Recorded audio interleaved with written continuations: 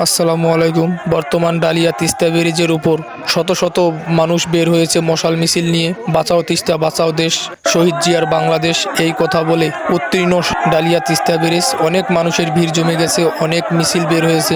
বর্তমানে তিস্তা নদীর মহাপরিকল্পনার কাজে তিস্তা খনন করার জন্য অনেক মানুষের সমাগম তৈরি হয়েছে এবং তিস্তা নদী খনন করতেই হবে, না হলে তিস্তা পাড়ের মানুষের অনেক সমস্যার মুখে পড়তে হচ্ছে। সঙ্গেই থাকবেন, পুরো ভিডিওটি দেখে যান।